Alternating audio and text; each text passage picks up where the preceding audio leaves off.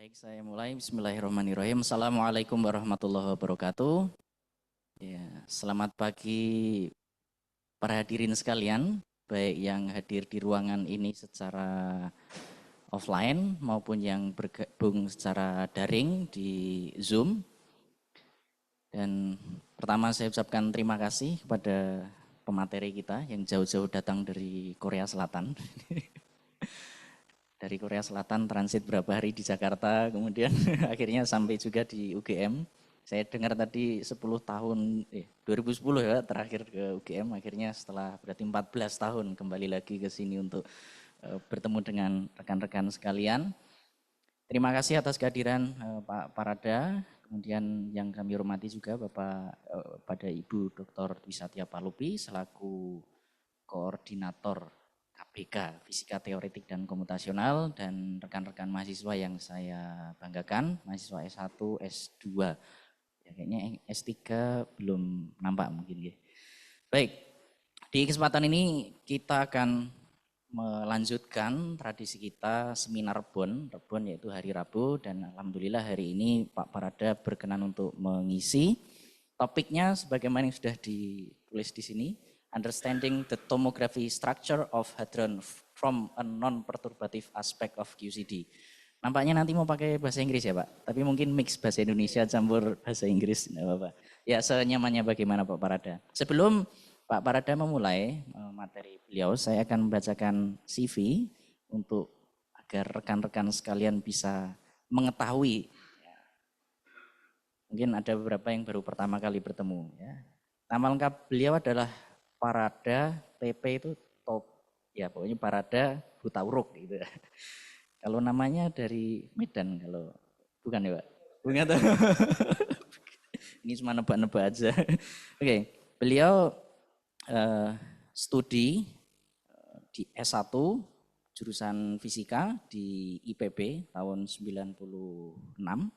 Kemudian melanjutkan studi S2 by Research dan Course di Theoretical Physics di Departemen Fisika Universitas Indonesia, dibimbing oleh Profesor Terimat dan Profesor Anto Sulaksono. Kemudian selesai itu beliau melanjutkan lagi, master by Research in Nuclear and Hadron Physics di University of Glasgow, UK. Kemudian di tahun 2012 beliau melanjutkan studi PhD di Theoretical Physics School of Chemistry and Physics, University of Adelaide, Australia. Jadi beliau cukup banyak travel dari Indonesia, kemudian ke UK, ke Australia. Nah sekarang beliau menjadi, ya posisi terakhir beliau adalah research professor. Ya, ini di Korea nampaknya sempat beberapa kali pernah di Pohang, kemudian pernah di, ya yang terakhir ini di Pukyong, benar ya Pak? Saya baca yang Pukyong. Beliau sekarang menjadi research professor. Oh, enggak ada. Oh ya, ini ada Pukyong National University PKNU di South Korea sebagai research professor di bidang Nuclear Hadron Theory group, ya, di grup Nuclear Hadron Theory. Ya, beliau alhamdulillah berkenan untuk bisa membagi apa yang sedang beliau kerjakan. Dan di akhir nanti kita akan mendapat bonus cerita tentang bagaimana kehidupan studi di Korea Selatan, bagi rekan-rekan sekalian yang ingin atau berkeinginan untuk melanjutkan studi di sana atau berkolaborasi dengan Pak Parada, nanti dipersilakan untuk bisa banyak berdiskusi, bertanya, ataupun bisa juga nanti setelah ini kita bisa mungkin bersama-sama kita ngobrol di tempat mana yang ingin tahu lebih banyak. Demikian aja pengantar dari saya. Berikutnya kami mohon kepada Pak Parada untuk dapat menyampaikan materi beliau. Mari Pak. First of all, I want to thank you, Dr. Kalis, to invite me to UGM. This is actually my second time. My first time I remember in 2010, which is Professor Ernest Ma from Riverside University in US. Coming to, I think invited by Professor Mirza Satriawan to talk about the neutrino left-handed and right-handed, etc. So yeah, and again, thank you for having me here, inviting me to give a talk. So my talk is about the understanding the tomography structure of the hadron from a non-perturbative aspect of QCD. So how many of you already heard about the aspect QCD? Can you hands up? The students here. How many of you ever heard about the QCD? Yang pernah dengar QCD siapa? Belum pernah. QCD itu quantum chromodynamics. I will explain later in a few minutes.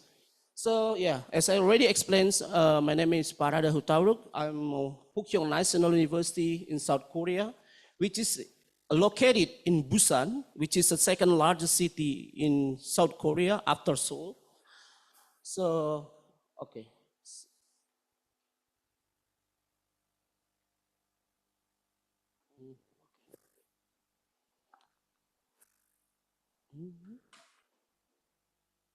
Something, sorry.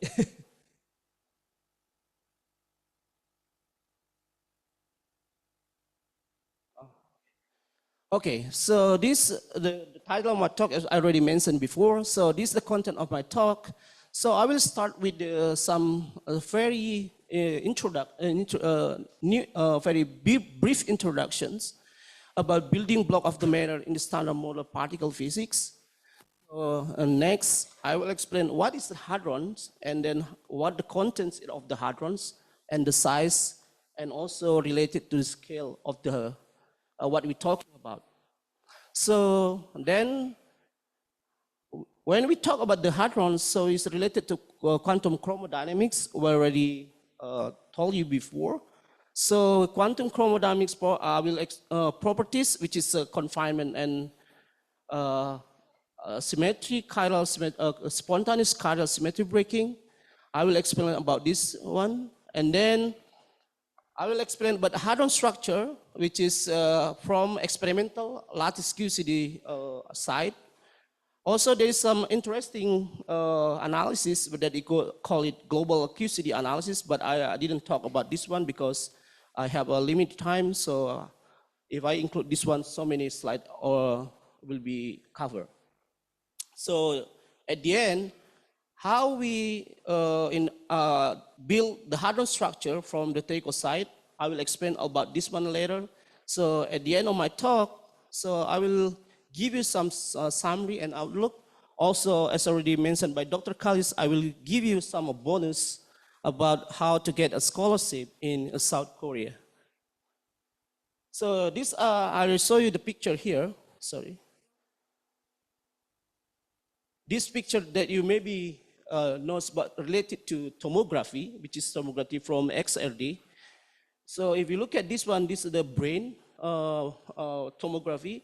And what we want to understand is a proton tomography, which is the proton is almost the same. We can see the structure inside the proton or neutron. So like this one. So it's almost the same, right?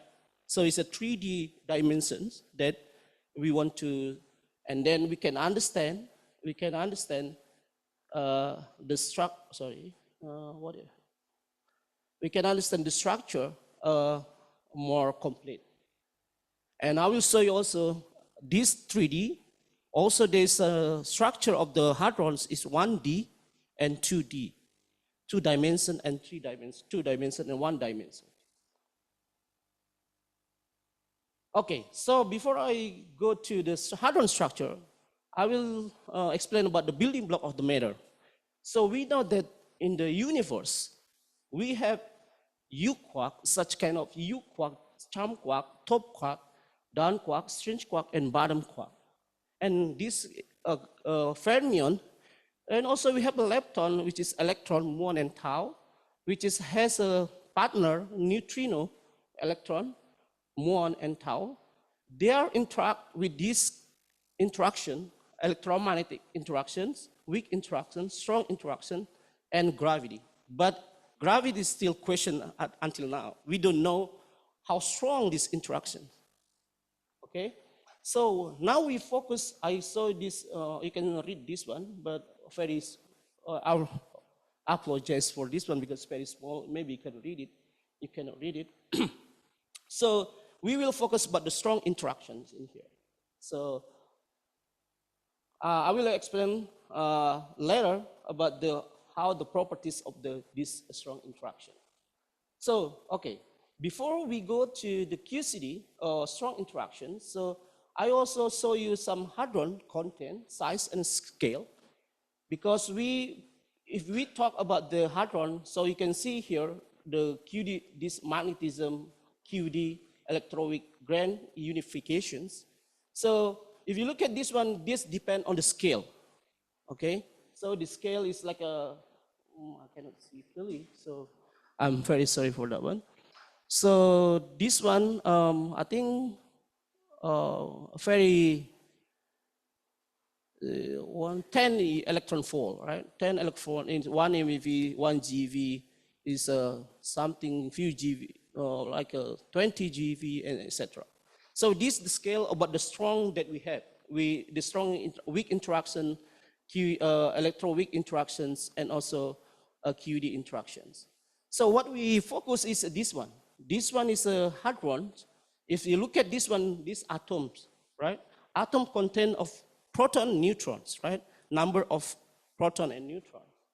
And then you have a proton neutron with the size with around this one, 1/10 minus 5. And then you have a proton which is 10 minus 5 here, the 4, sorry, this is 4.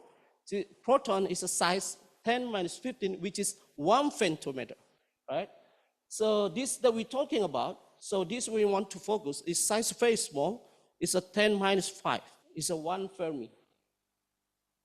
And this dealing with the, what you call it, strong interaction or QCD, this still challenging task in the modern physics, nuclear physics, because we didn't really understand what is QCD. So that's why we're working on this one.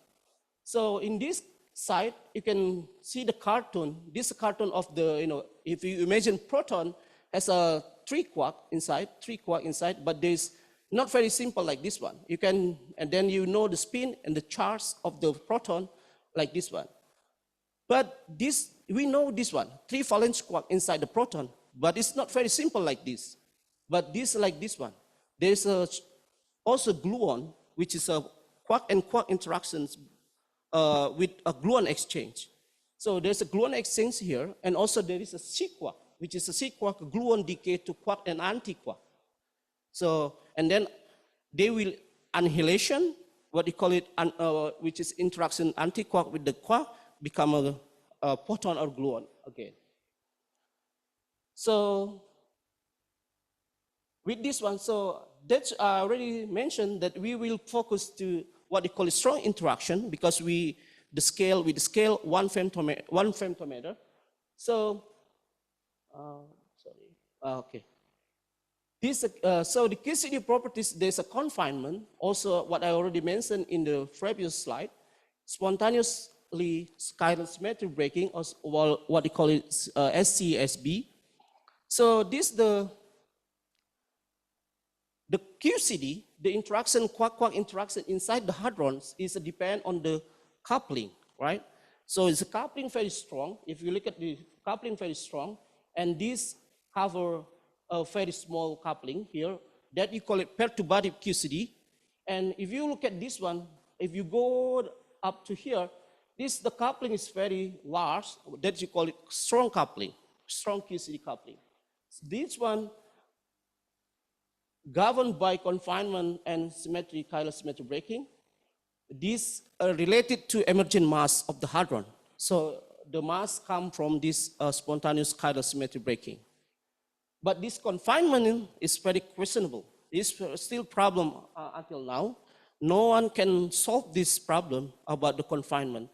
Confinement means if you imagine hadron has a quark and antiquark, a quark, 3 quark for proton, and a quark and antiquark for meson. They never seen outside the hadrons. They always confined inside the hadron. So that's why they call it confinement. So to understand that one is very difficult. So that's why this is still interesting and challenging to solve. So this confinement, please keep in mind. So we will, this kind of properties of the QCD, which is confinement and spontaneous chiral smelting. This is really important for QCD. So if you want to build a model, these properties should be satisfied. If there's no satisfied, it's a model, it's a toy model. Toy model means you just, make a function like a QCD. It's not a QCD itself.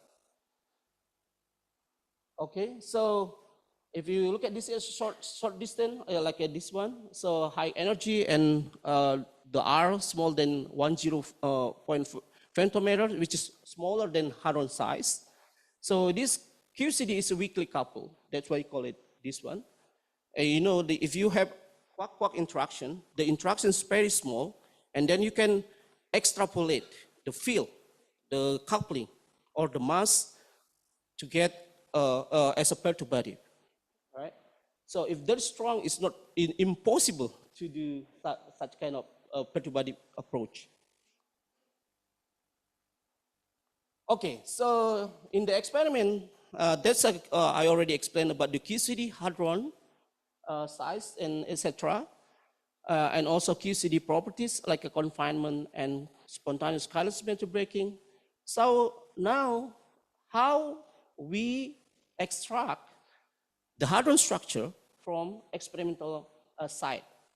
So in the experiment, we have this kind of reaction, which is this electron hit the proton. You can imagine this. Please ignore this one, because this actually for atom, which is atom consists of the proton and neutron. But now please imagine this one proton, only proton, right? So you have an electron, you have a proton in here, and this one. You have some exchange particle, which is gamma, because this electromagnetic process. So there's a gamma, there's a exchange transfer particle here.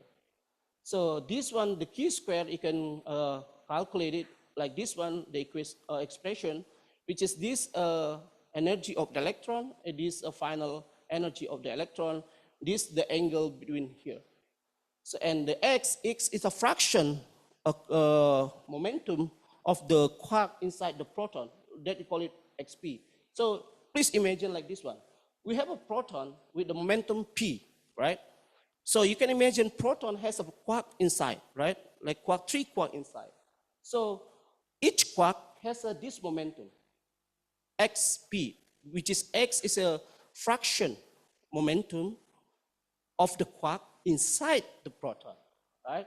So this, and then you can calculate the fraction of momentum like a Q square, which is depend on this Q square, and this momentum of the P, and then K, this transfer momentum. And then the X give you some perturbative region like a X small than 0.01, and this one, and it give you, because this the gluon distribution, because in the small x, gluon is very large, right? So this, and then when you go to the valence regime means which is x close to 1. This one actually x close to 0 until to 1. So if you look at this one, and then the fraction is like this one, and then give you the valence quark, like a 3 quark that we know, right? So in the large x, we just see only 3 quarks. In the small x, we can see so many particles, which is because the gluon interaction dominated in this region. So what we can conclude, so the resolution scale is changed by changing the Q square, whereas the large Q square, which is give you a small resolution scale. For example, you can take it this one, and then you calculate this, the resolutions like this one. So it's about 0.01 femtometer.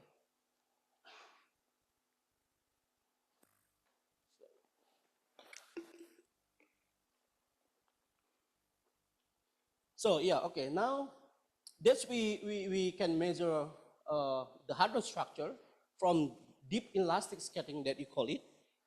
So next, what we want if you want to calculate the experiment, so if you have this reaction, and then you square root, right?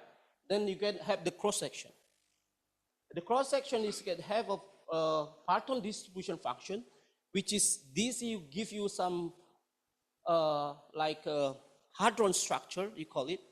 This is related to hadron structure, we call it PDF, Parton distribution function, which is correlated to this one, proton structure, right? And then there's a fragment, which is a quark created the hadron.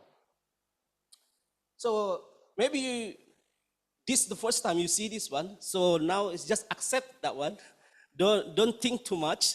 Just know about this one. And then next time you can learn slowly so you can understand, right? You don't have to push yourself to understand at the moment. At least you know. That's what we physicists do. I mean, we just look at first, and then when you have a interesting to that subject, and then you can give some more time to learn about it, and then you understand.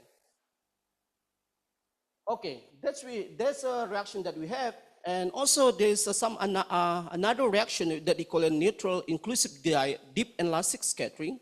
Also, there's a charge current inclusive deep elastic scattering. Also, semi-inclusive deep elastic scattering and exclusive deep elastic scattering. So inclusive means there's a new particle at the end, at the final state. If you look at this one, this electron, and there is a proton, but there is another particle that we don't know. Okay? So that we call it inclusive. So exclusive is all particle at the final, in initial state is almost the same like a final state. So the electron, you can detect the electron. In the experiment, proton, you can also detect the proton. So that's why you call it exclusive, deep and elastic scattering. So from this all experiment, the same way that I already explained before, we can extract this PDF form factor and also that we call it fragmentation function from this inclusive, exclusive, and semi-exclusive process. It's the same thing. You can calculate the cross. For example, you have this reaction, and you can calculate the cross section, and then you can extract the hadron structure from that cross section. Okay.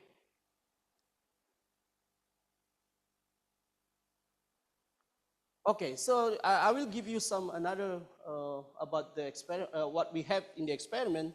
So this inelastic scattering, this actually the form factor. So if you imagine the hadron is like a ball, and then you can have in that direction, you have a transfer direction, you can have another direction, right? So it's like a 3D coordinate. So you have a y, x, and z. So you have this one, but if you like what do you call it, that one? So if you slice that one in 1D, and then you can get the form factor, and then but you integrate over the transfer momentum. So and if you this one, if you integrate over x momentum, longitudinal momentum, and then you get the form factor. And then if you integrate over the transfer, and then you get a fx, which is a PDF, give you some Parton distribution function as x is a longitudinal momentum. This you can call it, I already explained before, deep inelastic scattering. So in deep exclusive, which is related to CDs or CDs, which is like a, what is, semi-inclusive deep elastic scattering. So if you can extract like this one 3D dimension, this one 1D, this 1D, but this one 3D dimension. That we wanted. We want to understand the hadron in the 3D. That's why we call it tomography. So this relation between PDF, form factor, and the other observable that we can extract from the cross section, Uh, so you can also get the TMD, get the the distribution. What is it? The impact parameter distributions and etc. So you can, after you calculate it, Wigner distribution, then you can extract like a TMD, PDF, GPD, and etc. from this kind of expression. Okay, this is really important. This from this there is a, you call it experiment, electron ion collider, which is at BNL in the US. They build now, not finished yet. They start to build the detector, sensor, etc. So they are still commissioning at the moment. So also there is an electron ion collider in China. This role also still building, but they will get the data 2023. Can you imagine? 23, how old are you? How old are you? This is really important. Why I said this really future experimental data big challenge for young scientists, in particular in Indonesia, because we don't have many hadron physicists actually. I don't know, maybe Bu Palufi has know about that one, but this is really important. So if you, can you imagine, if you, calculate something from now, and then when this data come out in 2023, and then you can compare with the experiment, probably you can a Nobel Prize, right? You can Nobel Prize because there's no model yet explain this one. So you need that one. We need some Indonesian, in US now many the government spend a lot of money to young scientists to learn about electron ion collider like a deep elastic scattering, PDF, GTMD, GPD, and etc. They spend a lot of money. Also China. China now build so many experiments to get this one. So I think this is really interesting. That's why we're still working on this one, on the hadron structure, because it's really important for this electron ion collider. Also in China, this electron ion collider in BNL. Also, there's another thing at CERN that they call it Compass Amber experiment, which is they want to calculate PDF for the meson. Meson is a quark, consists of the quark and an antiquark. So this is really interesting. So these all the kinematics, which is this one, the longitudinal momentum, this the chi-square, they want to measure. So it up to 1, because the x range is from 0 to 1. Now we only very small. It's just 10 minus something, 15 or something. It's very small, not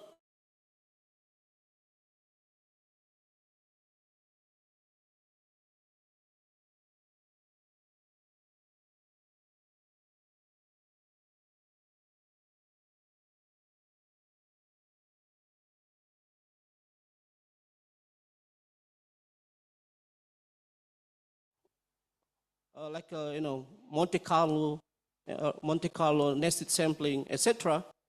And then you should look at this lattice scarcity.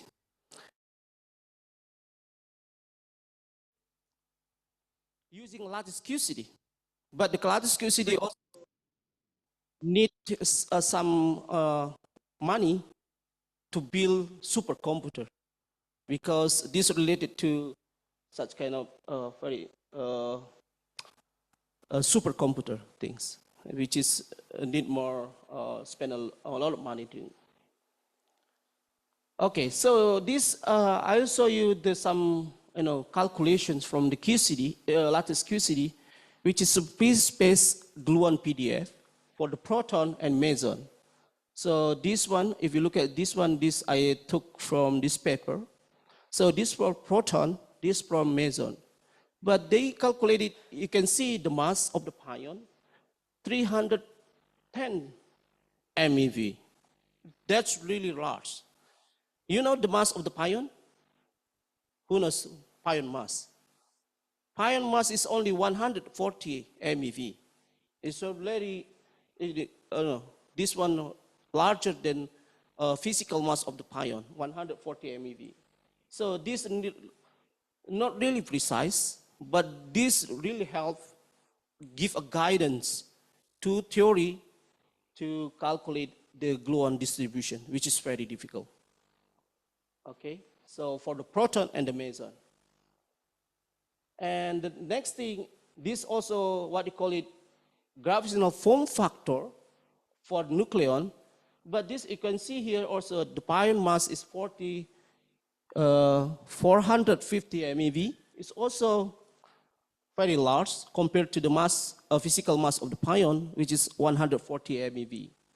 I took this this result from this paper, which is Sanahan paper, which is also my collaborator in MIT.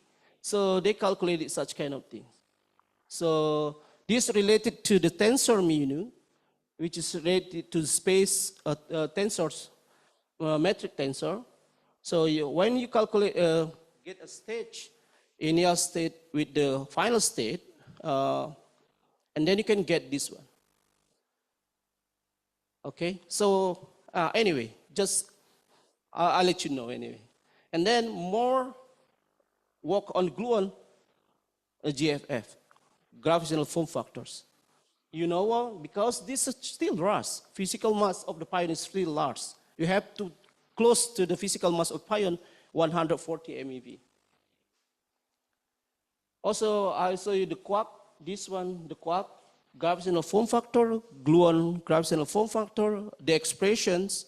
This also you can get from GPD. This also you can get from GPD. When you integrate the GPD, H key is a GPD, over the X, and then you can get the AG. I already saw you before, and then DG. DG is here. This up and down quark. This is the prediction from the lattice QCD, the same person in the paper. So this is the expression. So yeah, anyway, you don't have to, maybe it's difficult to see, but yeah, you can look at it later. Also this from the lattice, they also calculate the same thing, but yeah, still large this one, up to mu, which is a 2 GeV. Okay, so that's all the experimental side and also lattice QCD calculation for the hadron structure. So what we want to know is, I'm a theorist. Dr. Khalid also a theorist. Dr. Bupalufi also a theorist. So we're interesting to build some theories to explain the experimental data. So, but what is the, the question is, how do we build the theoretical model that capture QCD properties, which is a confinement and dynamical chiral symmetry breaking, to describe the experimental data well. So QCD is very successful as a theory of the strong interaction. However, there is a problem because we cannot calculate this PDF form factor from QCD directly. That's a problem. But as a theorist, we should thinking something, how to overcome this problem.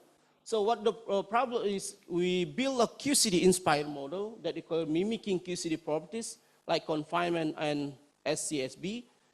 And also we can calculate it using lattice QCD, and also global QCD analysis, which is, I didn't explain in this talk, but I will let you know. So you notice there's some technique to extract the hadron structure from the experiment using global QCD analysis. So in this literature, you can see there's several theoretical models available that you call non-local chiral quark model, like from quark model, instanton vacuum model, and this Dyson-Swinger equation model. But there's an NGL model, and we call it Nambu-Jonalasio model. In this talk, I will focus in this very simple model, and easy to understand. I think that's suitable for you. So there's another model that you call it NGL-like model, and so forth. Okay, so this is the model that we want to talk. the angel model, which is contain local four fermion interaction. So this, if you look at this one, so this like this one. So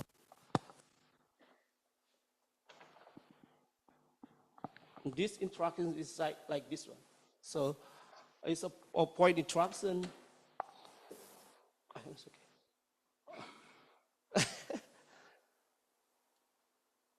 So you have this one CQ and CQ bar here. Sorry. So this is the coupling. So this, that they call it lambda A, is a coupling between this one. So it's very easy because this one, we don't include gluon in here directly, but we extract gluon from using another technique. So in this case, we start with the angel, Lagrangian. This is a kinetic part. This interaction from the scalar. This from the rho meson, and this also omega meson. So this, this is psi, is a UDS, up, down, and strange quark, which is quark field with the flavor component, right?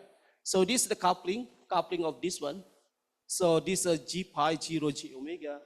That's, we call it local coupling constant.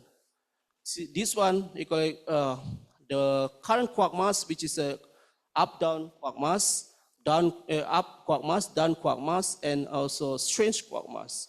If you remember what I explained before, which is we have a UDS and charm bottom and top quark. Oh, sorry. This picture is this Nambu, this Lasinio, which has had got Nobel Prize, but 2018, if I am not make a mistake, I think, yeah, the Nobel Prize for, but not for this one. This for renormalizations group, kind of.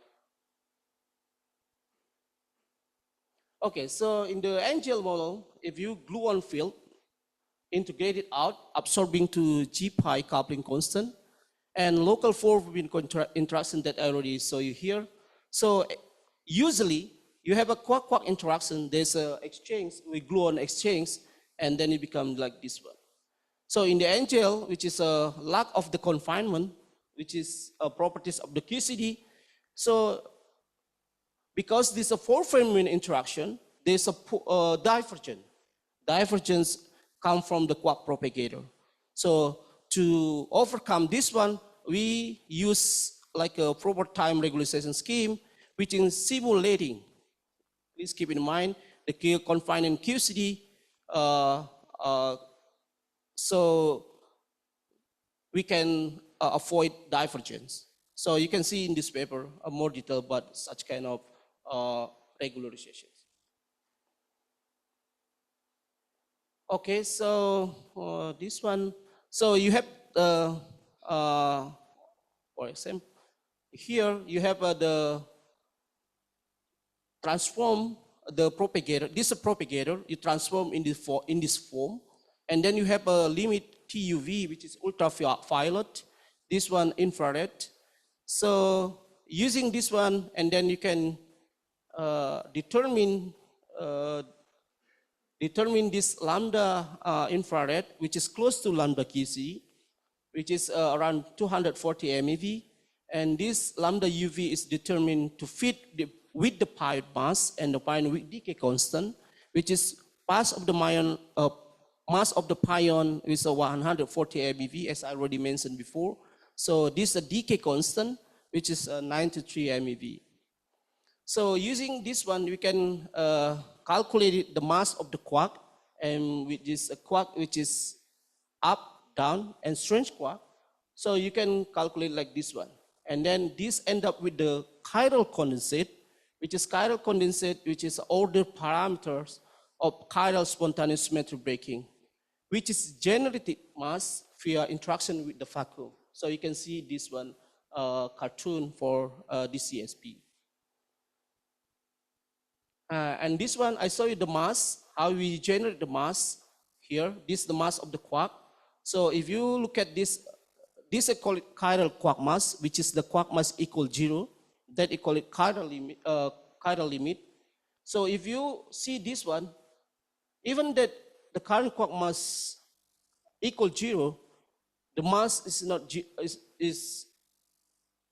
0, right? You start from 0, but he's a generated mass up to 400 MeV. So this mean they interact with the vacuum and then give the mass. If you increase, this started is become like this one is for, if you can increase the mass like this one, because why we take the 5 MeV or 15 MeV or 25 MeV? You know, the quark is a massless. It's the mass, the physical mass of the quark is very small. It's only 3 MeV. Okay? That's why we calculated different mass number 0, 5, because this is showing massless particle, which is the quark is a very small mass, has a very small mass. And then we increase 5 MeV. This one close to the like a strange quark mass, which is 100 MeV. So this it can show you like this one. So in the NGL, we can get like this one. This showing how in the NGL model, how we generate the mass by interaction with the vacuum. So this, I will show you the picture later.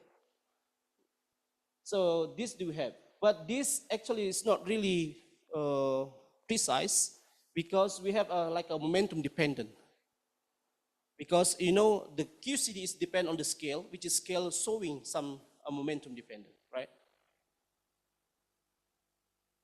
Okay, so this I'll show you the mass of this one for the momentum. These are from Dyson-Swinger equations, which is give you some this momentum, this the mass, generating mass, this generating mass, this the momentum. This calculated with the lattice QCD here. This NGL Gaussian and then NGL Lorentzian.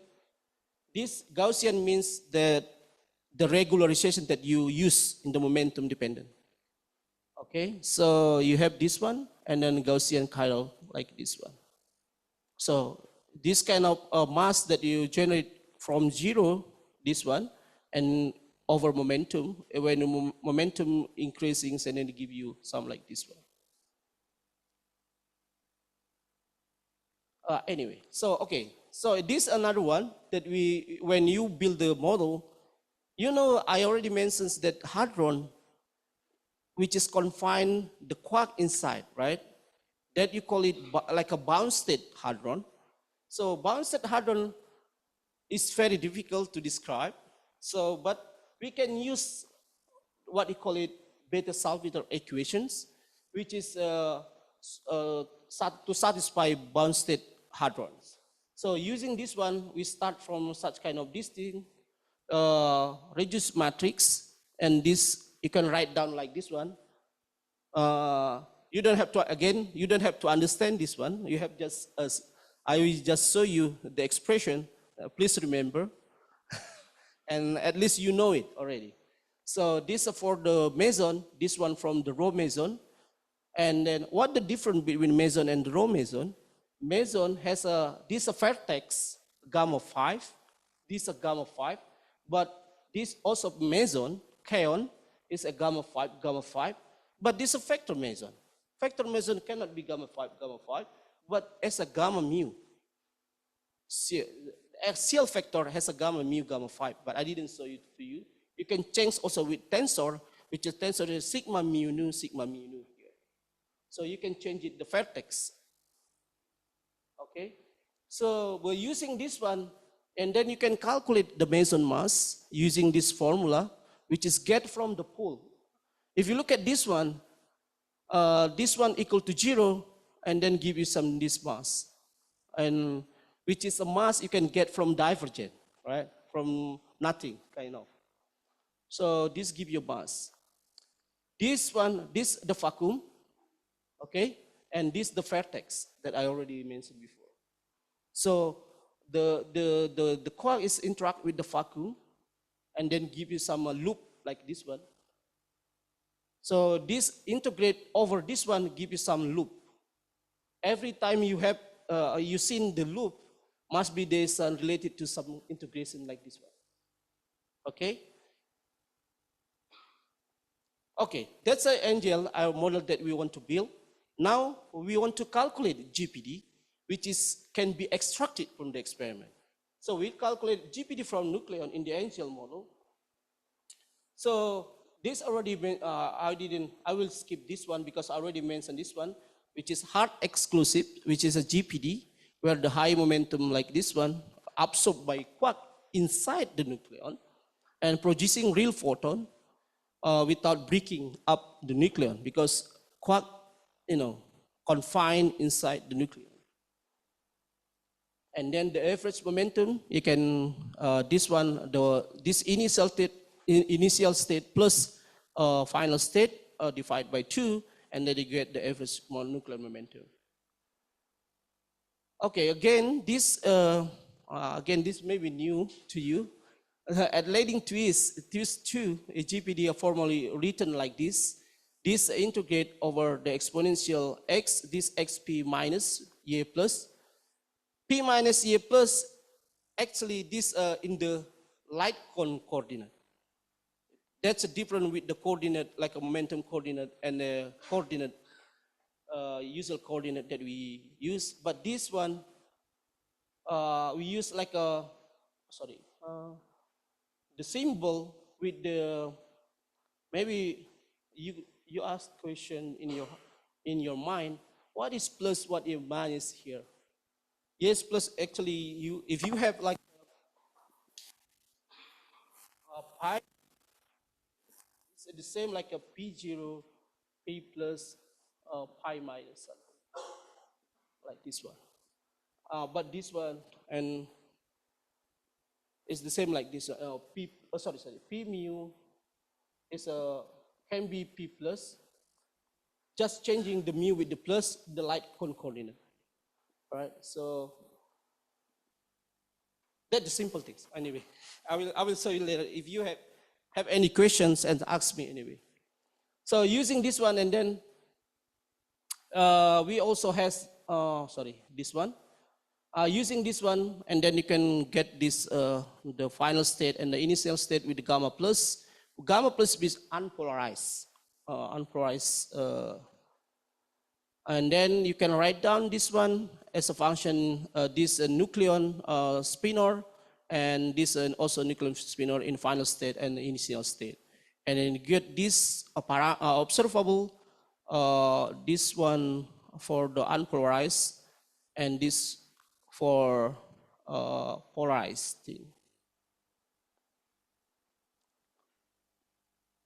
And then you can write in the momentum space, GPD can be write like this one. Okay, if you can see here. So this X is same like a longitudinal momentum. This C is a skewness parameter. So the skewness, let me see. So you can write down like this one, and then the quark, you can calculate it. This one, chi CKN is a quark nucleon scattering amplitude. And you can write down like this one. Oh, sorry, maybe a little bit not clear, right? I don't know, maybe. Okay, so the X is you can write like this one, K plus divided by P plus, and the C is you can define like a minus delta plus is a 2P plus, with the range of the C is a 0 to this this term. So it is small than 1, okay? Okay. So yeah, so this the GPD. I will skip this one. This maybe you don't have to know. Okay, but this is important. When you calculate it, the nucleon elastic form factor, which is HQX, which is a function of X, Cn delta square, and when you integrate with the, dx, and give you form factor of the nucleon, F1, Q, and then if you integrate dx from -1 to 1, and then give you some F2Q in a function of delta square. So this is really important. So meanings that when you calculate GPD and you integrate over the X, and then you can get the form factor. Okay. Okay, so in the angel model, GPD can put it like this one, quark and diquark. Okay, so if your nucleon has a 3 quark, right? If you calculate it, can you calculate it 3 quark simultaneously without diquark? So interaction 3 quark is very difficult. So that's why people using quark and diquark, which is the same like meson, right? So if you have a diquark, you calculate diquark with a quark-quark interaction. When you calculate this one, and then you calculate diquark with the quark interaction in the nucleon. It's not meson. In the nucleon, it's 3 quark. If you calculate a 3 quark directly, it's very difficult. So that's why we use such kind of approach, which is using the diquark and quark. So this is the proton. You have a 3 quark here. This is the initial state. This is the final state. So this the some photon interact with the proton, and then this 3 quark is you can calculate this one, but this one 3 quark become a quark and diquark here, and then become the proton again. So plus this another one, this one another this diquark, but diquark is interact like a quark and quark, right? In here. So it's like if you have a diquark, this is quark and quark. Diquark inside a quark inside the diquark also interact each other in here. So that's why you have like another loop here. So this one, and then you calculate this.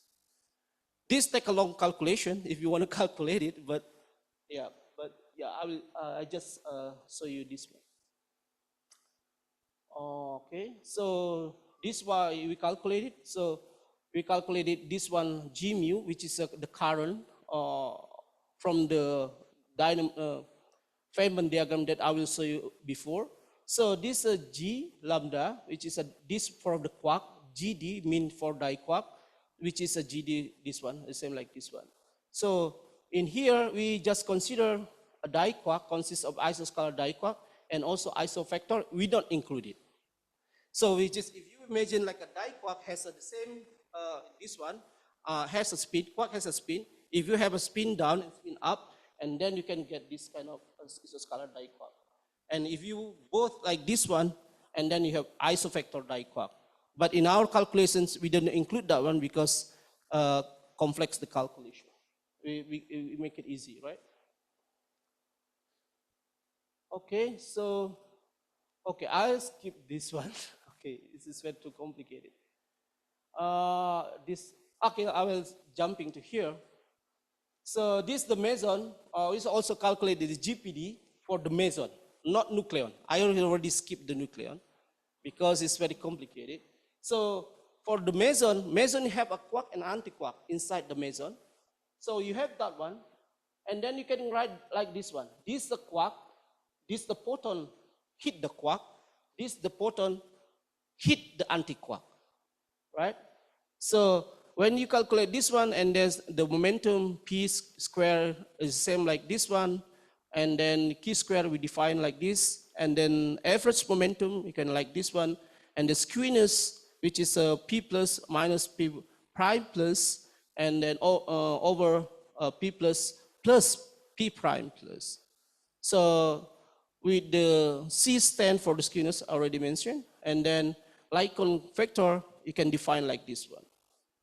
So using this one, and then you can calculate the SQ, which is a vector, non-flip, spin flip, and also tensor, which is a spin flip, quark GPD meson, which is give you some this one expression, which is the same like a nucleon, as if you see here, and also AQ, X, a function X, C, and T, and then you can define like this one. Again, X is a longitudinal momentum. And then in the engineer model, it's very easy to calculate the HU for up quark and A quark, U quark. This one, up quark vector and tensor, this vector and tensor, you can calculate it using this one. So what you calculated is like this one, integrate because this is a loop, and then you can calculate it this one and get a trace of this one, k plus, actually k plus this one, and then sq k plus it here, and then k minus is here, and also, so this one translate to here, right? And then this one also you can translate to here. In the NGL model, it's very easy. And then you perform these Feynman parameterizations, and then like a Ward-Takahashi identity like, and a proper time regulation scheme, and then finally you get the vector tensor GPD for the meson. And then, yeah, using these calculations and a vector GPD like this one, the proper time regularization is with this expression, and the tensor GPD with this expression, which is a theta is a step function. Okay, so we make it easy because we take the forward limit, which is c equal 0 and t equal 0, and then we can call vector GPD can be reduced to the Keown PDF like this one. So it is isospin equal 0, isospin equal 1, and then xu minus this one and minus x, and this one anti-quark, this anti-quark, so this plus this one. So, and in the NGL model, this time reversal invariance will be satisfied this one, okay? And then with using this kind of condition that you call it conditions polynomiality, and then you can calculate the quark vector Faison and tensor form factor using like this one. If you take the, what you call it, n equal 0, and you can get 1, 0, and then you can get the U quark form factor for the Keown, and then the tensor form factor you can get if you integrate this one and take n equal 0, and then you get this one. Okay, so yeah, another form factor also you can get that one by taking the like a 2, 2, 2, 0, and then you get like a, you know, the form factor, another form factor. This and then this PDF I already integrate over. You take a c and t equal 0, and then this is a function of x, and can get the PDFs. But the PDFs, if you, this one, the experimental data, if you want to compare with the experimental data, because in the NGL model, there's no gluon, so you have to using like a next leading order DGLab QCD evolution to get the such kind of, to compare with the experiment. So in this case, I evolved to chi-square 16 GV, and then you can get this one. For the up quark in the pion, this one, the blue dust blue is a up quark in the Keown. The green dust, dot dust, is a, you know, strain quark in the Keown. So it's the experimental data, but this one very old. If you look at this, it's a 1989. So it's very old data. So yeah, so this is the gluon distribution. You can, from GEM analysis, lattice QCD, and also NGL model like this one. Okay, so this one also for the pion, Pallas quark distribution for the pion. This is the gluon. This is the up quark in the pion. This is the PDF. Okay, remember that this is PDF. Okay, so this also we evolve to chi square equal 4 GB square, which is close to the QCD, very small chi square, and then you can get like this one. Please focus to the red one, because the red one is in the free space.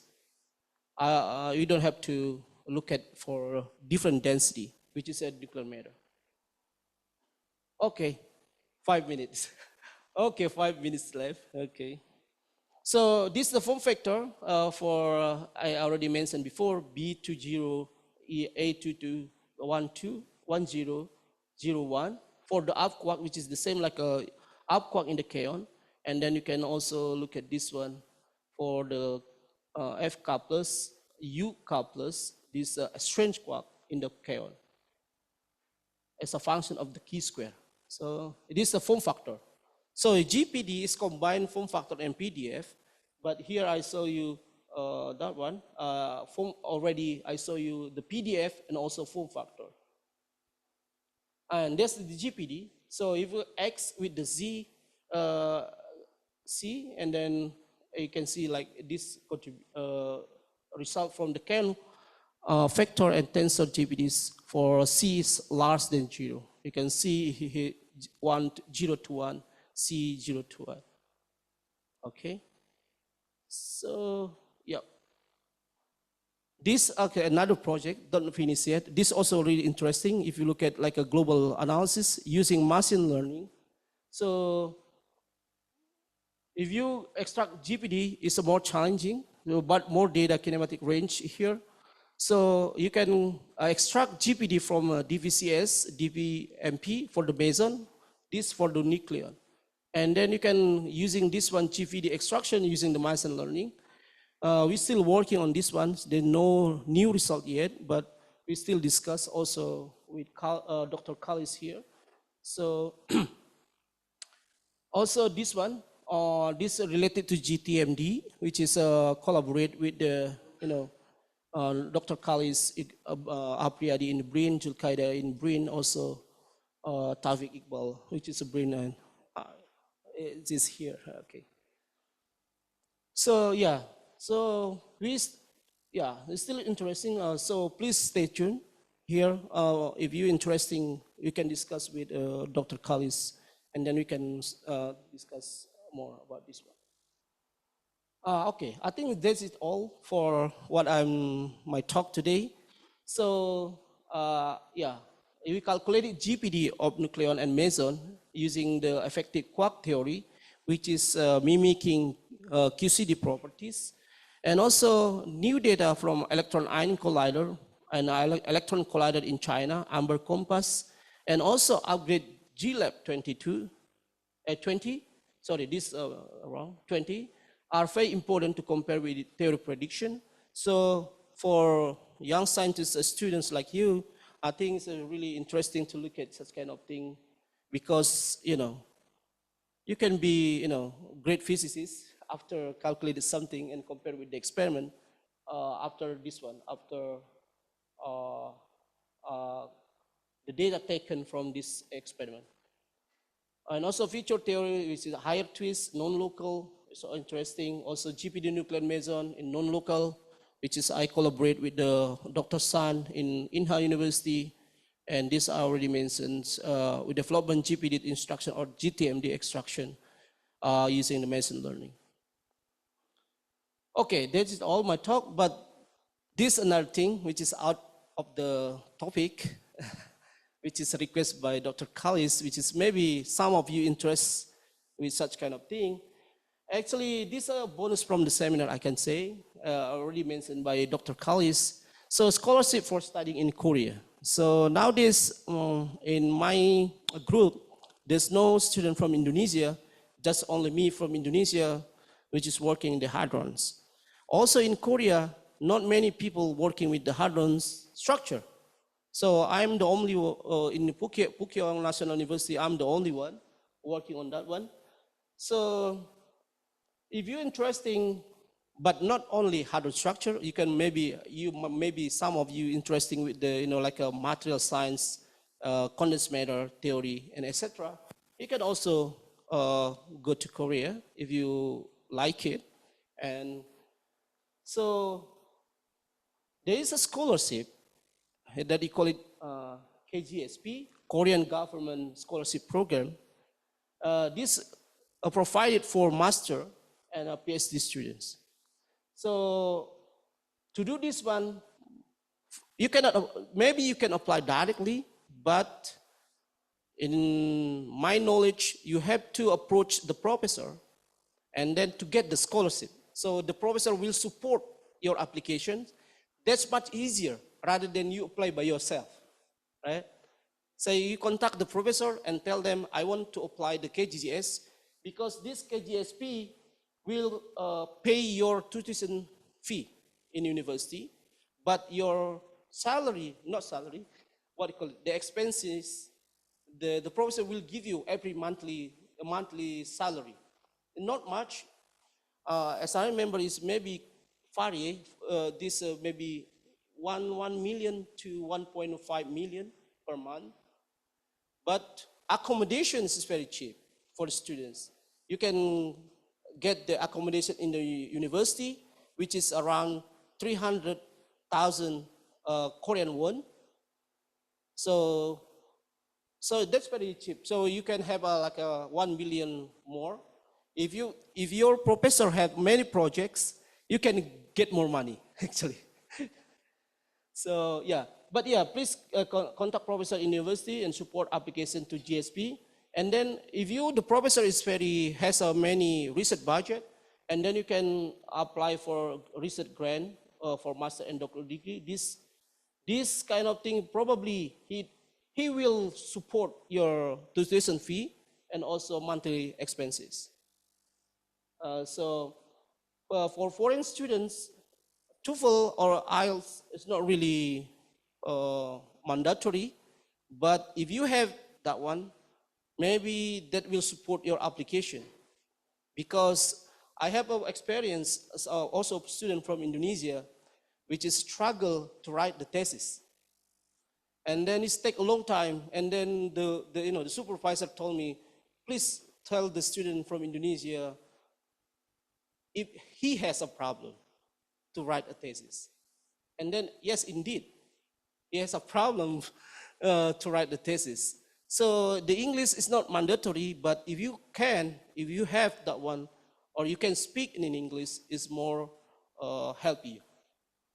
Okay, but the mandatory is this one, Korean language course.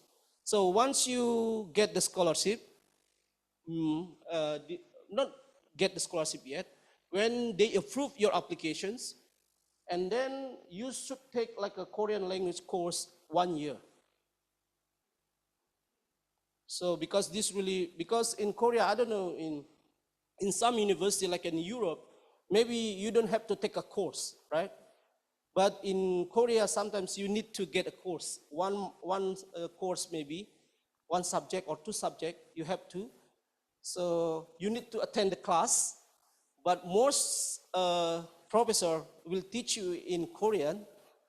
So that's sometimes a problem too, okay?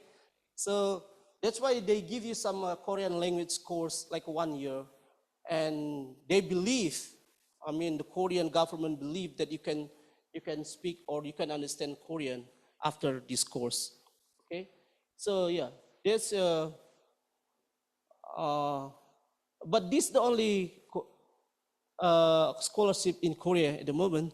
But the easy thing, there's another thing that I already told you. You can contact the professor directly. If he has a budget, research budget, and then you can support both, like your tuition fee and also monthly expenses. But these monthly expenses must be guaranteed. When you become a student in Korea, you should get this. It's not big, but it's enough for you. Maybe enough for students. It's like in the best Korean, like in Postek. I was in Postek before, in APCTP, which is close to Postek. Students, million Korean won. But another university, which is the biggest, like a Seoul National University, which is the #1 university in Korea, they give more, like a 2.5 for PhD students.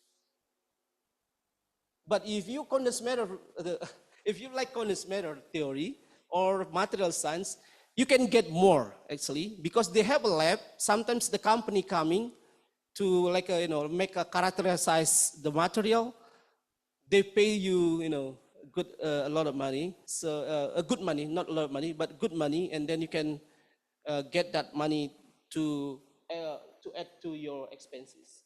This one, so you get more than that one. But in average, you can get 2 million Korean won anyway. But it's enough for single, because the accommodations is only 1,000 Korean won is very cheap. If you go to outside the university, it's very difficult because you have to pay deposit, it's very large. Deposit in Korea is very expensive. You know, deposit, when you renting house, you have to give the money in front. It's like a big money. That's sometimes problem for students. That's why they, prefer to stay in university, around university, or like accommodation in the university, which is very cheap. And also, if you can find, friend in 2 room, you can share a room, it's more cheaper. Anyway, I will suggest you, to apply to Korea. Korea now is very good because the government will, this year, the government decreased the research budget for total national budget for Korean, but now I heard that it will increase a little bit. Will be, come back to the original state, so they will return to like last year, so they will increase the research budget again. I think that's all I can tell you, but if you have a question, please don't hesitate to ask me. Thank you very much. Mari Ibu, tepuk tangan untuk Pak Dr. Parada. Baik, para peserta sekalian, baik yang online maupun yang hadir di sini, dipersilakan jika ada pertanyaan, baik tentang riset beliau atau tentang studi di Korea, Korean Government Scholarship KGSP. Untuk pertanyaan boleh bahasa Indonesia, boleh bahasa Inggris. Jangan malu-malu ya. Jangan bahasa Jawa. Dan tidak perlu takut, jadi kita memang salah satu riset yang sedang kita kerjakan ini bersama ada Mas Iqbal, ini dari STTN Batan, bukan dari fisika ya, tidak pernah belajar fisika partikel ya Mas, belum sama Pak Zul ya mungkin ya. Kita bisa berkolaborasi, meskipun tidak punya background fisika partikel, sekarang Mas Iqbal mengerjakan bagian neural network, jadi di bagian komputasi. Tetap mungkin bisa untuk berkolaborasi meskipun teman-teman merasa cukup berat untuk masuk di bidang fisika. Apalagi memang bidang QCD ini cukup kompleks. Gitu ya. Persamaan-persamaan tadi mesti ya bikin pusing ya, saya juga. Tapi ya memang begitu. Kalau ingin bagian komputasinya bisa, fenomenologinya, statistik atau di bagian teorinya pun bisa. Baik, dipersilakan. Apakah ada dari online? Kita cek dulu. Akan dari peserta sekalian, monggo dari Ibu Palupi. Terima kasih atas presentasinya Pak Parada, ini sangat menarik. Meskipun semakin lama semakin susah saya gitu ya ini ya. Tapi ini. Tadi kalau tidak salah satu yang sekarang sedang dicoba diteliti adalah penggunaan machine learning gitu kan. Sepengetahuan saya ketika kita harus menggunakan machine learning kita mungkin akan sangat membutuhkan banyak data gitu kan. Sepanjang pengalaman saya menurut itu saya harus punya banyak data. Kalau disedangkan di sisi lain topik tentang ini itu eksperimennya kan tidak sederhana dan juga tidak murah gitu kan. Pertanyaan saya, apakah data-data yang paling enggak di sana itu apakah memang mencukupi untuk kita mencoba mengeksplornya dengan menggunakan mesin learning gitu ya? Karena saya kurang tahu juga di Korea itu berapa banyak akselerator yang akan bisa digunakan ini untuk eksperimen ya.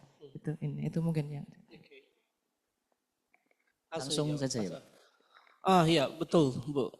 Untuk mendapatkan precise observable kayak PDF dan sebagainya dibutuhkan data yang banyak menggunakan machine learning.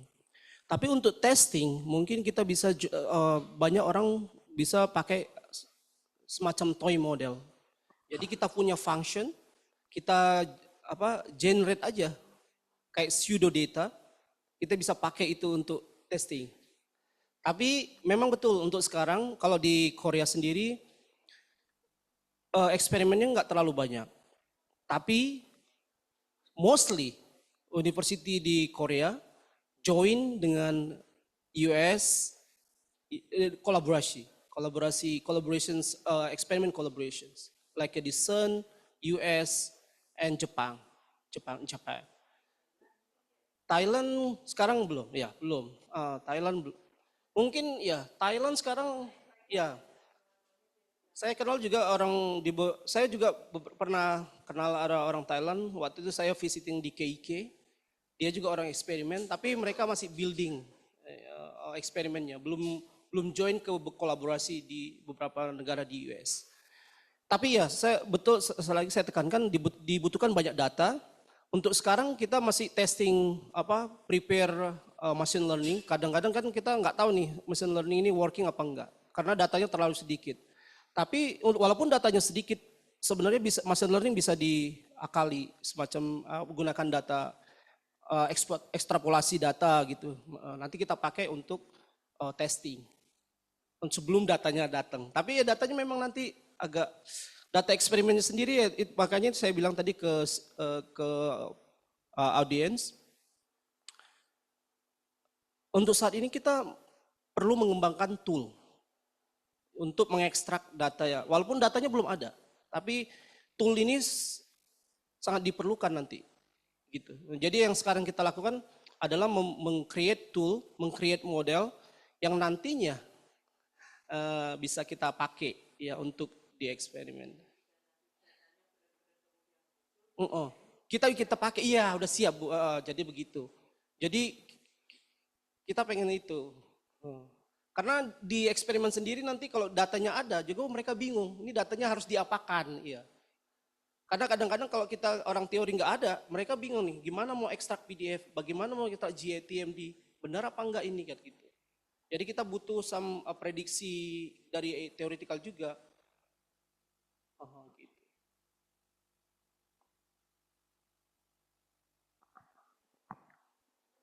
Oke, berikutnya dari tentang yang pengen studi ke Korea mungkin dari baik peserta yang online maupun di kelas ini juga dipersilakan. Nah mungkin pertanyaan praktis saja ini mungkin teman-teman takut ini tanya. Iya, yang gampang juga nggak apa-apa. Mengontak Profesor Parada, apakah itu artinya kan kita tidak kenal sama sekali. Apakah itu suatu hal yang biasa kita tiba-tiba ngontak beliau atau perlu kita rekomendasi dari siapa? Gitu? Kalau misalnya ada butuhkan rekomendasi saya, silakan kontak saya aja. Ya. Sudah ada lampu hijau ya. Saya nanti kasih tunjuk profesor mana yang kira-kira kamu bidang mana yang kamu suka, nanti profesor mana yang yang bisa kamu pilih gitu. Saya juga dulu juga ada di UI juga ada sekarang ada tiga mahasiswa dari UI. Sekarang dia jadi PhD di Kyungpok National University in Daegu, dan satu lagi PhD student di Inha University di Incheon. Incheon itu dekat airport. Ya. Jadi ada di situ, ada di ini. Terus satu lagi di Jepang. Ini beda lagi. Maksudnya saya kasih tunjuk mereka tanya waktu itu profesor mana yang kerja di bidang ini. Saya kasih namanya ini. Terus kamu kontak aja. Kalau kamu pakai nama saya juga nggak apa-apa. Itu nggak apa-apa. Nanti saya rekomendasikan juga nggak apa-apa. Kalau yang hadron mungkin bisa cepat. Ya, langsung dari Pak Parada. Untuk saat ini dari UGM itu ada berapa alumni yang minimal 2 yang saya ketahui sedang studi di Korea. Di Korea. Salah satunya Mas Mujirin dulu. Mujirin ya. Pak Teri S2. Ya. Jadi S1 di UGM, S2 di UI dengan Pak Teri. Iya, saya ketemu dia di APCTP ya. Waktu dia kerja sama Pak Teri, Profesor Teri Mar. Tapi sekarang dia kan machine learning ya. Iya. Machine learning kalau nggak salah dia di Kyunghee University di Seoul. Ini ada pertanyaan online dari Pak Darwis. Silakan Pak Darwis. Oke, baik. Saya mungkin cuma punya pertanyaan populer gitu.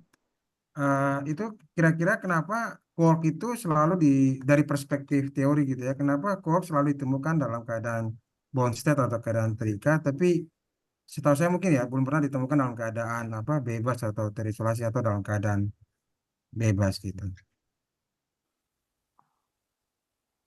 Tentang confinement, Pak. Kenapa quark confinement. bisa terconfine terus? Kenapa dia tidak bisa pernah dapat free quark gitu? Pertanyaannya bagus.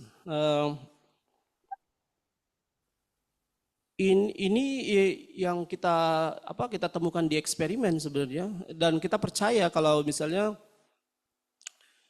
karena gluon itu semakin gluon ini masalahnya sebenarnya. Gluon itu kalau misalnya semakin ditarik, dia itu meng-create another particle. Jadi gluon ini mengikat semuanya di situ. Jadi kalau mau mengeluarkan quark dari hadron di size walaupun size-nya kecil, itu sangat susah. Itu udah nggak akan mungkin. Di eksperimen juga mungkin butuh energi yang lebih besar dari energi ikat gluon kalau mau. Tapi ya itu agak susah. Kalau mau quarknya benar-benar free, semacam gluon plasma. Ya kan? Gluon plasma itu center energinya itu 200 GeV, 250 GeV, gede banget. Dan itu juga kita nggak ngelihat langsung itu gluon, nggak ngelihat langsung tuh quarknya di outside dari ini. Cuma pada saat tertentu, ya kan itu kan short time ya. Di short time energinya hit, kita nggak bisa lihat tuh, langsung detektornya aja. Nah, untuk sekarang memang pertanyaannya ya kita belum bisa lihat yang free quark directly. Pokoknya confinement is still problem. Kita harus tapi ya ada bilang orang bisa ke asymptotic regime ya. Asymptotic regime itu di mana quark free karena itu semacam perturbatif itu di situnya. Tapi itu bukan yang real, tapi yang real adalah di low strong interaction di mana QCD-nya sangat besar dan itu tidak memungkinkan untuk kenapa quark tidak keluar dari hadron. Karena gluon itu mengikat, itu terlalu keras, terlalu kencang di strong interaction. Itu sangat susah. Makanya orang juga mendebak itu ada quark itu kan dari cross section. Jadi cross section di proton di compare dengan yang vakum, ya kan? Proton di itu vakum, terus kita lihat, oh ini quarknya kita asumsi ya, sebenarnya asumsi bukan directly dari eksperimen sebenarnya, tapi ya itulah yang kita punya saat ini. Tapi untuk melihat quark directly outside the hadron is impossible, still impossible untuk sekarang. Kalau mau ya energinya mungkin harus besar dari 250 GeV square. Itu terlalu tinggi, itu udah sangat mahal mungkin ya. Baik, demikian. Gimana Pak Darwis? Pak Darwis. Ya, terima kasih banyak ya atas pencerahannya. Mungkin satu pertanyaan terakhir karena sudah jam 12 lebih dari rekan-rekan. Nggak ada yang pengen studi ke Korea atau malu ini? Lihat K-pop tiap hari gitu. Daripada lihat drakor itu kan drama Korea di laptop itu kan mending langsung lihat orangnya gitu. Tiap hari. Mungkin jangan-jangan jadi anggota boy band malah gitu. Ya kalau malu-malu kontak Pak Kalis juga bisa. Okay. Terus kasih tahu saya. Yeah. Okay. Ya, terima kasih Pak Parda yang sudah siap menjembatani ya rekan-rekan. Kalau tidak ada ini satu pertanyaan terakhir dari saya Pak.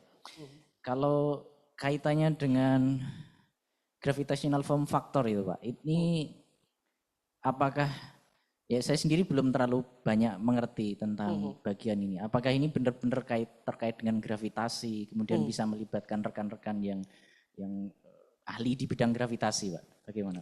Iya, sebenarnya bisa kan kalau dilihat tadi persamaannya itu kalau kita lihat apply lagi ini katakanlah nukleon ya, UN, katakanlah U bar N. Ini ada T mu which is UN. Ini nanti UN bar bla. Di sini ada observable yang mau kita ekstrak ini times dari UN. Nah, ini T mu. Ini metric tensor.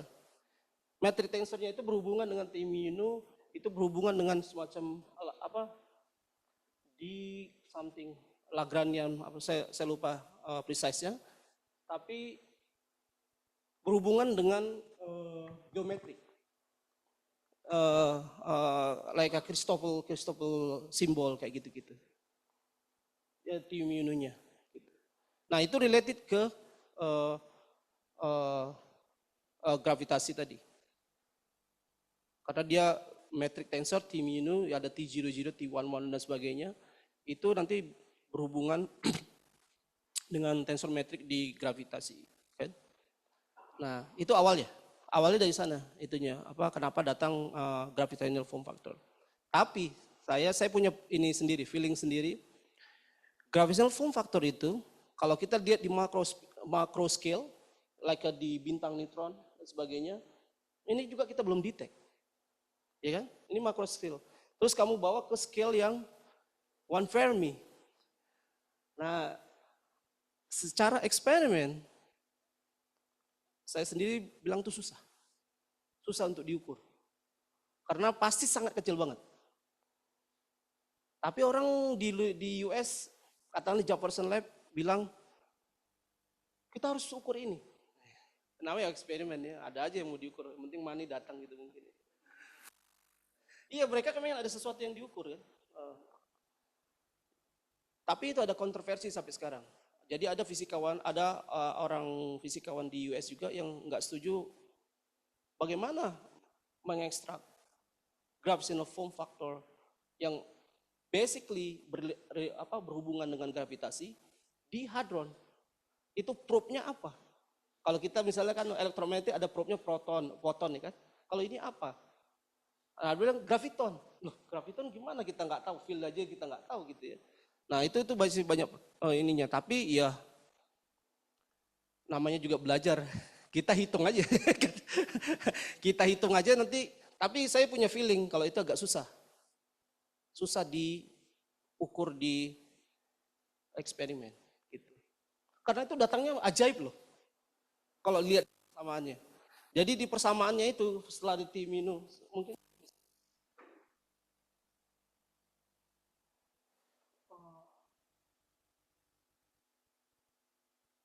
susah. Mundur ya. Ini datangnya ajaib pokoknya. Jadi dia itu semacam datang dari counterpart. Jadi kamu misalnya ada suku massa, mana tadi? Di atas ya. Nah ini. Ini di suku ini sebenarnya ada suku, di bawah dia nggak ada, nggak eksis. Tapi untuk adanya suku gravitasi kita semacam tambah plus minus gitu. Jadi ada suku term yang nantinya kita bisa ekstrak. Jadi dia plus, katakanlah plus A minus A. Ini nothing sebenarnya. Tapi nanti setelah diekstrak ini jadi bagian dari ini bagian dari ini. Gitu loh. Jadi dia itu meng-create sesuatu from nothing. Jadi agak itu. Jadi di situ susahnya. Tapi ya itu ya. Dari satu alasan, satu karena scale-nya ini satu itu. Tapi sebagai teori ya nggak apa-apa kita hitung aja. Mana tahu nanti kita dapat insight yang baru gitu dari perhitungan yang kita lakukan. Tapi ya itu imagine lattice QCD juga ngitung gitu. Mau ngitung. Nah itu bahaya. Ada pertanyaan yang online ini Pak. Bisa dari Mas Aziz. Iya, izin.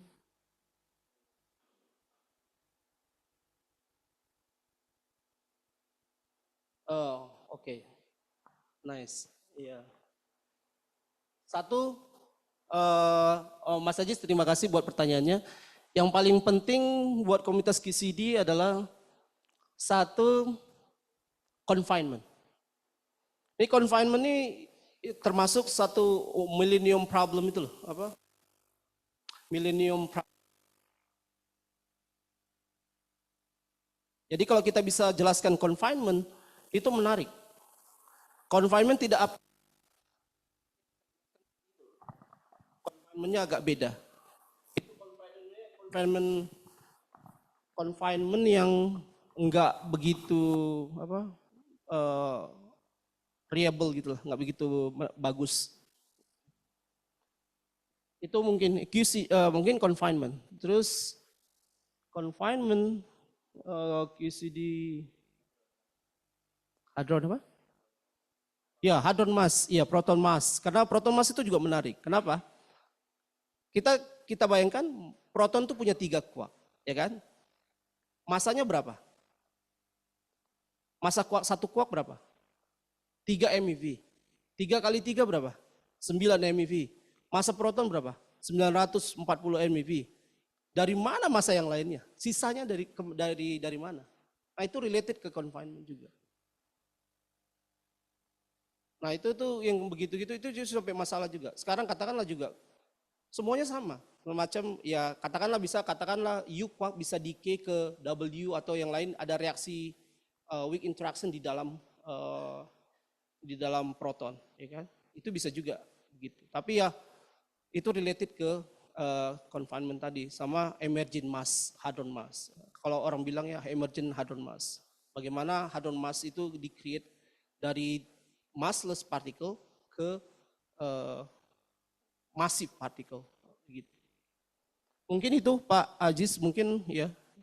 Kalau saya mau bilang lagi nanti ada yang efek temperatur, kayak nanti di heavy ion collision nanti bisa banyak sekali alasannya ya. Karena di heavy ion collision juga banyak problem tentang QCD. Karena itu efek, kalau kita lihat phase diagram, ada temperature effect, ada chemical potential function. Jadi kalau temperature effect dia itu related ke heavy ion collisions. Kalau dia di sini dia ya, related ke neutron star, ya macam-macam lah, yang astrophysics. Nah itu di situ juga yang namanya QCD dari zero ini apa? Dari mu zero temperature zero ini bisa di extend ke itu. Kita juga bisa ngerti QCD itu sendiri sebenarnya. Jadi banyak yang masih mau diselesaikan di QCD itu sendiri sebenarnya. Ya gitu ya Pak Aziz ya. Ya, saya kira cukup. Sekian, kembali lagi mohon berikan aplaus kepada Pak Parada.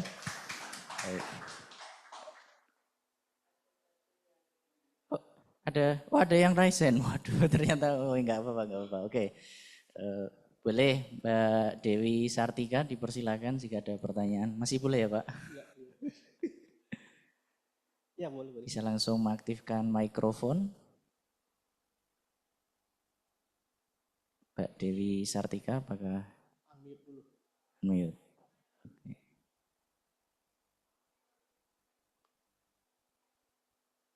Oh, raise hand-nya hilang. Salah pencet mungkin tadi ya. Karena di close. Enggak jadi. Oke. Baik. Halo, Assalamualaikum. Oh, Mbak Dewi, silakan. Halo. Halo ya. Terima kasih atas waktunya. Mohon maaf sebelumnya karena sudah mau ditutup ya Pak Calis ya. Iya, masih. Saya izin sesukanya. bertanya Pak. Saya dari fisika material UGM. Ya, dan saya orang kemarin waktu saya S3 ini profesor saya meminta untuk membuktikan secara kuantum gitu. Jadi kajian bidangnya konversi energi, namun dari dasar ilmu fisika kemarin saya membahas terkait dari sebuah inti proton gitu ya, dengan menggambarkan spin up, spin down untuk sifat kemagnetan dari suatu material yang saya pakai, yaitu karbon aktif seperti itu. Jadi saya rasanya itu setelah mendengar ini tuh, oh belum ada apa-apanya gitu. Mungkin kalau kajian kuantum yang lebih detail mungkin ya. Kalau saya orang material science akan lebih bisa diberikan wawasan bagaimana hadron itu tadi memberikan aplikasi terhadap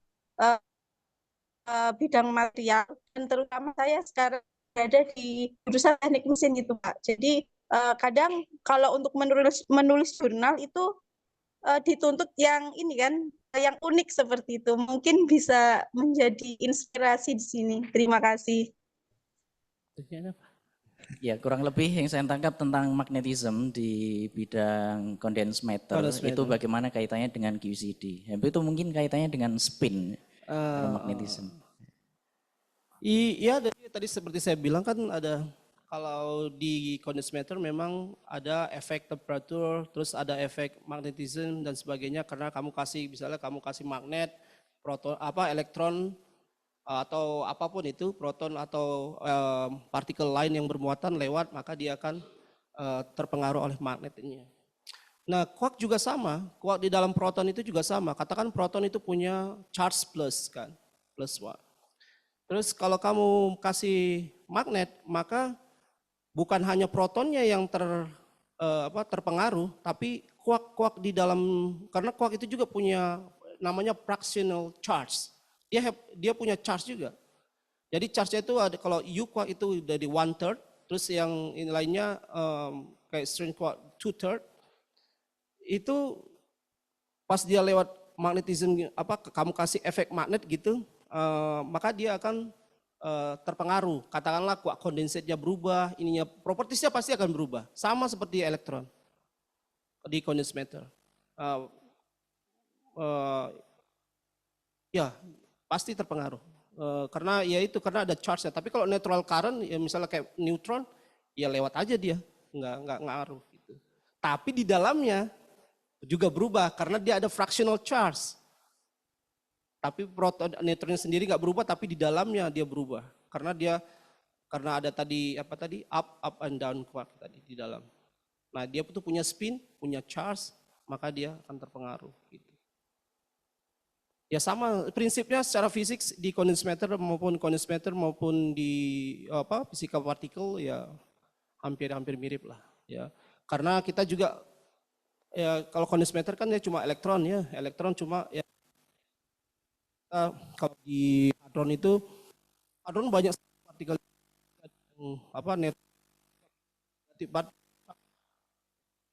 particle charge dan sebagainya. Nah, mungkin gitu. Jadi intinya kalau kamu kasih magnet gitu, magnetization, pasti itunya propertiesnya pasti akan berubah. Sama kayak misalnya efek temperatur, efek chemical potential dan sebagainya.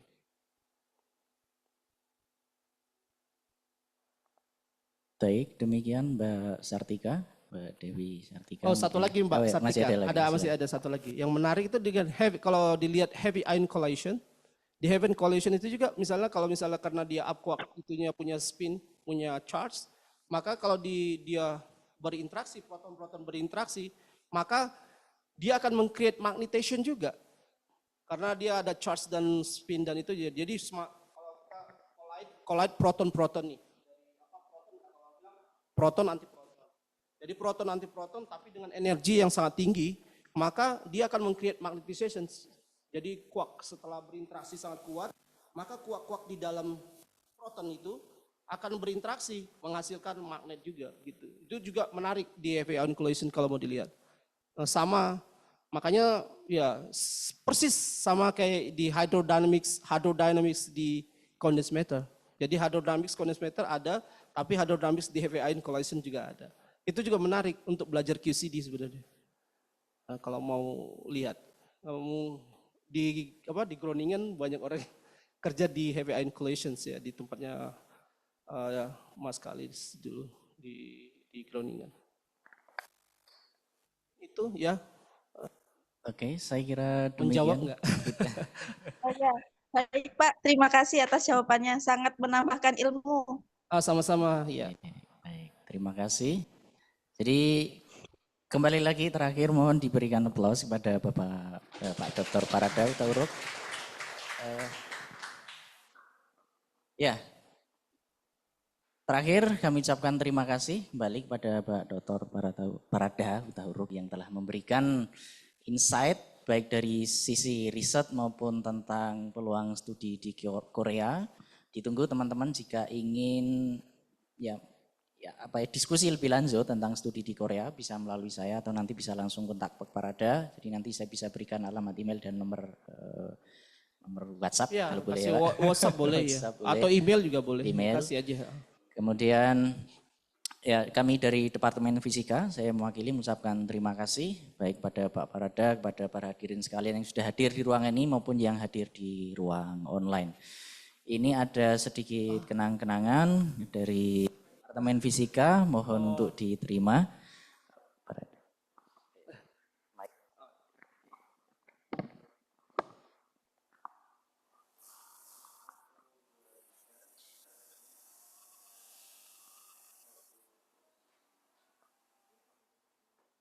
Baik, terima kasih. Mohon beri tepuk tangan sekali lagi kepada Bapak Rada dan Bu Lupi. Baik, semoga dengan souvenir ini suatu saat bisa kembali lagi ke UGM. Selalu ingat dengan UGM. Nanti ada rekan. Terima kasih. Saya akhiri pertemuan hari ini. Assalamualaikum warahmatullahi wabarakatuh.